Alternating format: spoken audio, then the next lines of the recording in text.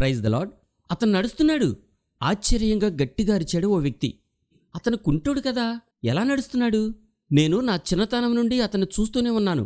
అతను ఆ గుమ్మం దగ్గర కూర్చుని భిక్షమెత్తేవాడే కదా, ఇప్పుడు నడుస్తున్నాడేంటి అని కళ్ళు పెద్దగా చేసి చాలా ఆశ్చర్యంగా ప్రశ్నించాడు మరో వ్యక్తి. కాదు కాదు, అతను కాదు, అతను ఆ వ్యక్తి కానే కాదు, అతను కుంటోళ్లాంటి మరో వ్యక్తి అన్నాడు ఇంకో వ్యక్తి.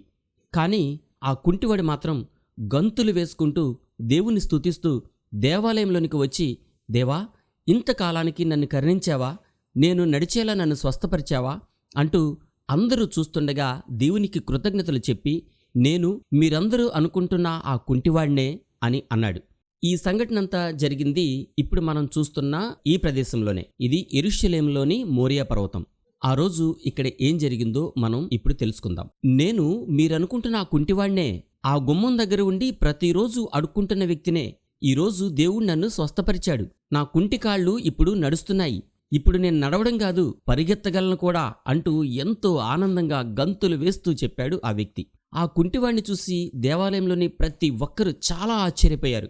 ఎందుకంటే ఇప్పుడు వారి కళ్ళ ముందు నడుస్తున్న వ్యక్తి పుట్టినప్పటి నుండి కుంటివాడు. అతను యెరూషలేము దేవాలయపు శృంగారం అనే గుమ్మం, అంటే అందమైన గుమ్మం వద్ద కూర్చుని ఎన్నో సంవత్సరాలుగా భిక్షమెత్తేవాడు. దేవాలయంలో ఉన్న ప్రజలు ఆ కుంటివాడు వాళ్ల ముందు నడవడం చూసి నమ్మలేకపోతున్నారు. ఇది నిజమా కలా అని ఆశ్చర్యపోతున్నారు. అతన్ని మళ్లీ మళ్లీ పరీక్షించి చూశారు.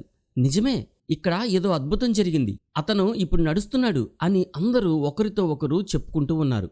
ఇంతలో పేతురు, యోహాను ఆ కుంటివాడు ఆ దేవాలయం వద్ద ఉన్న సొలొమోను మండపంలోకి వెళ్లారు. ఆ కుంటివాడు పేతురు, యోహాన్లను పట్టుకుని వారితో ఏదో చెప్తూ ఉన్నాడు.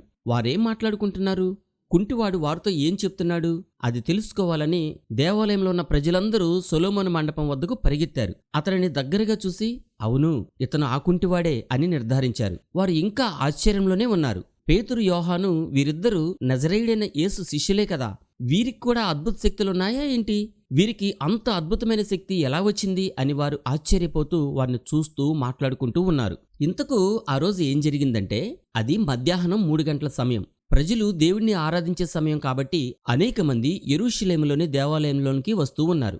దేవాలయానికి శృంగారం అనే పేరు కలిగిన ఒక గుమ్మం ఉంది. కొందరు వ్యక్తులు ఆ కుంటివాడిని ప్రతిరోజు దేవాలయపు గుమ్మం వద్దకు తీసుకుని వచ్చి అక్కడ కూర్చోబెట్టి వెళ్ళిపోతారు. ఆ కుంటివాడు ఆ గుమ్మం వద్ద కూర్చుని దేవాలయంలోనికి వెళ్లేవారిని వచ్చేవారిని భిక్షం అడుగుతూ వారు వేసిన భిక్షంతో బ్రతుకుతూ ఉండేవాడు. ఆ రోజు కూడా కొందరు వ్యక్తులు ఆ కుంటివాడిని మోసుకుంటూ వచ్చి అక్కడ కూర్చోబెట్టి వెళ్ళిపోయారు. ఇప్పుడు మనం యెరూషలేము ఆలయ పర్వతంపై ఉన్నాం.